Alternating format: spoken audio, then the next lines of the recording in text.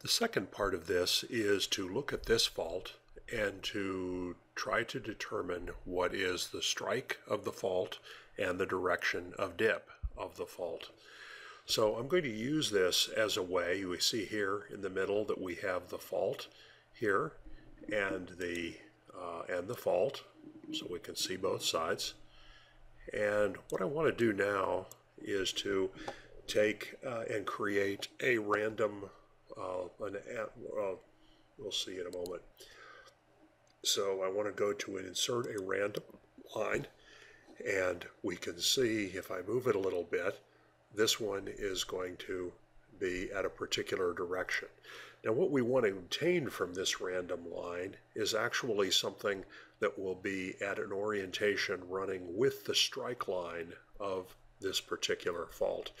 Notice that the time slice we have is exactly at a section that is horizontal, so that if you can get the angle of this feature, you can orient it according to the strike direction.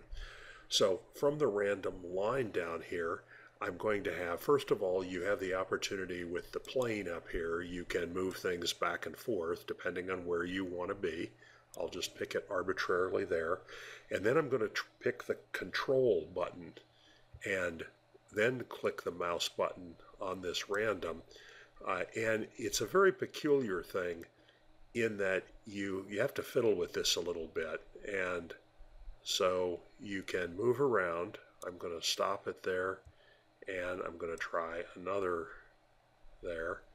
So now I'm roughly oriented to it. I can take it and move it over. And sure enough, it runs just about along that direction, so that we could use this as an indicator. Now the feature that will do that for you is the measuring distance, D up here. And we can now, well, before I use that, I'm going to bring this up pretty close to straight. So I've just got a little bit of it. There may be a cleverer way to do this, but I haven't seen it. If I go to the distance, I can go and click here, and I can click at the same sense here, and then I am going to be able to read the heading. So if you were to look down here, just near this arrow, this green arrow, there's heading 35.1 degrees. It's not that accurate. However, it will give us the opportunity of approximately 35 degrees orientation of this strike, and that's a value. We'll come down to insert random line. This one, it turns out, is very close to being where it is planning to be. So I can take this and I can do the control, and I need to hit here and come down,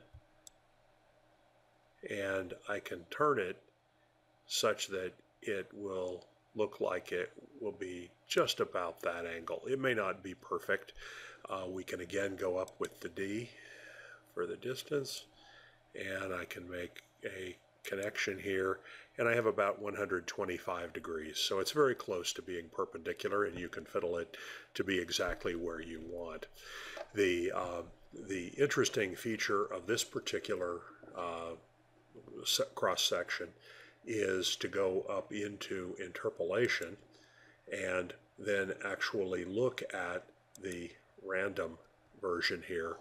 And you can see this really corresponds to probably the best fault that's actually showing that it's moving with a normal fault in this area.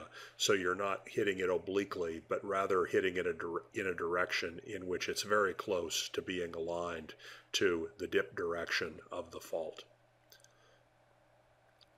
It is also possible to use the information that you see here to determine something about the dip of the fault in this particular feature.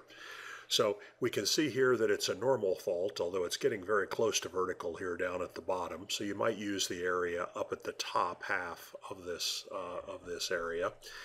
And you have to be careful. This is a trigonometric problem, and keep in mind that the vertical distance, if you will, is really in terms of milliseconds. of how long it takes the signal, the seismic signal, to come from the top, bring it down, reflect off of a surface, and come back up to the surface.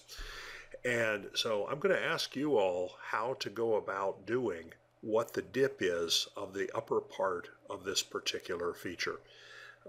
And so it requires a little bit of thinking about how steep this particular fault is. So I look forward to seeing you. Thank you.